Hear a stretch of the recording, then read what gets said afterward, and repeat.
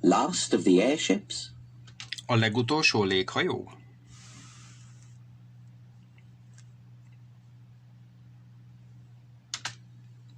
At 7:20 p.m. on May the 6th, 1937, the world's largest airship, the Hindenburg, floated majestically over Lakehurst Airport, New Jersey, after an uneventful crossing from Frankfurt, Germany. 1937. május 6-án este 7 óra 20 perckor a világ legnagyobb léghajója, a Hindenburg, méltóság teljesen lebegett a Lakehursti reptér fölött, New Jerseyben, a németországi Frankfurtból való eseménytelen óceáni átkelés után. There were 97 people on board for the first Atlantic crossing of the season. 97 ember volt a fedélzeten a szezon első atlanti óceáni átkelése után. There were a number of journalists waiting to greet it. Számos újságíró is jelen volt, arra várva, hogy üdvözölhesse. Suddenly, radio listeners heard the commentator screaming. Hirtelen a rádió hallgatók azt hallották, hogy a kommentátor ezt kiabálja. Oh my God! Ja, Istenem! It's broken into flames! Kigyulladt! It's flashing! Flashing! It's flashing terribly! Lángol, lángol, borzasztóan lángol. 32 seconds later, the airship had disintegrated. 32 másodperccel később a léghajó elpusztult, vagy megsemmisült. And 35 people were dead. És 35 ember halott volt. The age of the airship was over. A léghajó kora véget ért, vagy léghajó korának vége szakadt. The Hindenburg was the last in a series of airships which had been developed over 40 years in both Europe and the United States. A Hindenburg volt a legutolsó a léghajóknak abban a sorozatában, amit több mint 40 éven keresztül fejlesztettek, mind Európában, mind az Egyesült Államokban.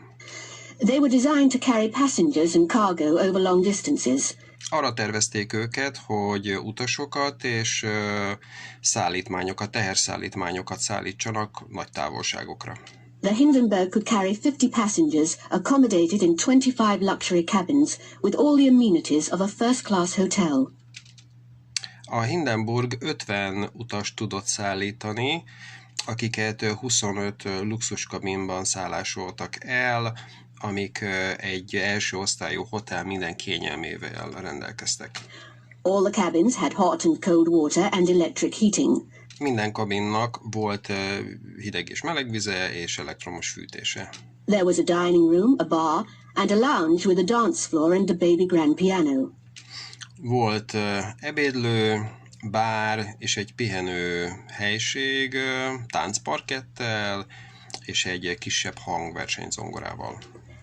The Hindenburg had been built to compete with the great luxury transatlantic liners. A Hindenburgot arra építették, hogy versenyre kelhessen a nagy luxus atlanti óceánt átszelő utasszállító hajókkal. It was 245 meters long, with a diameter of 41 meters. 245 méter hosszú volt, 41 méteres átmérővel. It could cruise at a speed of 125 kilometers per hour. 125 km per órás sebességgel tudott utazni a tenger fölött. And was able to cross the Atlantic in less than half the time of a liner. És az Atlanti óceánt át tudta szelni kevesebb, mint fele annyi idő alatt, mint egy utasszállító hajó. By 1937, 1937-re, vagy 1937-ig it had carried 1,000 passengers safely and had even transported circus animals and cars. 1000 utast szállított biztonságosan, és emellett még cirkuszi állatokat és autókat is szállított. Its sister ship, the Graf Zeppelin, had flown 1.5 million kilometers, and it had carried 13,100 passengers without incident. A testvérhajója, a Graf Zeppelin, 1,5 millió kilométert repült, és 13.100 utast szállított baleset nélkül. The Hindenburg was filled with hydrogen, which is a highly flammable gas. A Hindenburgot hidrogénnel töltötték föl, ami egy igen gyúlékony gáz. And every safety precaution had been taken to prevent accidents. És mindenféle biztonsági, elővigyázatossági intézkedést megtettek, hogy megelőzzék a baleseteket. It had a smoking room, which was pressurized in order to prevent gas from ever entering it. Volt egy dohányzó helység, amit nyomás alatt tartottak azért, hogy megelőzzék, hogy a gáz az bejusson. The cigarette lighters were chained to the tables, and both passengers and crew were searched for matches before entering the ship. Az öngyújtók oda voltak láncolva az asztalokhoz, és mind az utasokat, mind pedig a legénységet átkutatták, gyufák után kutatva, még mielőtt a hajóra léptek volna. Special materials, which were used in the construction of the airship, had been chosen to minimize the possibility of accidental sparks, which might cause an explosion. Az építéshez speciális anyagokat használtak, vagy választottak, azért, hogy ezzel is minimalizálják a véletlenszerű szikráknak a lehetőségét, amik esetleg robbanást okozhatnának. Nobody knows the exact cause of the Hindenburg disaster. Senki sem tudja a pontos okát a Hindenburg katasztrófának. Sabotage has been suggested. Szabotást is felvetettek. But experts at the time believed that it was caused by leaking gas, which was ignited by static electricity. De az akkori kor szakértői úgy gondolták, hogy a szivárgó gáz okozta, amit a statikus elektromosság gyújtott meg. It had been waiting to land for 3 hours because of heavy thunderstorms. A 3 óra hosszán keresztül várakozott leszállás előtt erős viharban. The explosion happened just as the first mooring rope, which was wet, touched the ground.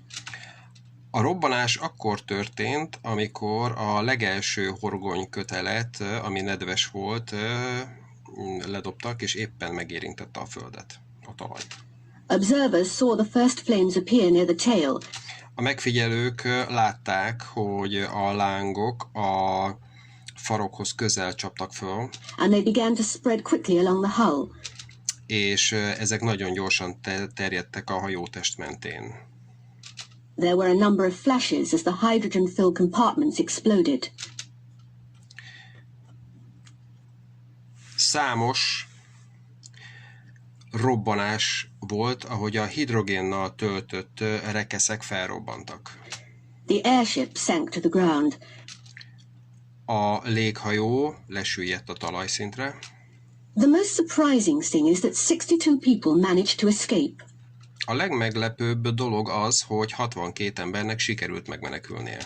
The fatalities were highest among the crew. A halálos áldozatok száma a legénység körében volt a legmagasabb, Many of whom were working deep inside the airship. mivel sokuk mélyen a léghajó belsejében dolgoztak éppen. After the Hindenburg disaster, all airships were grounded.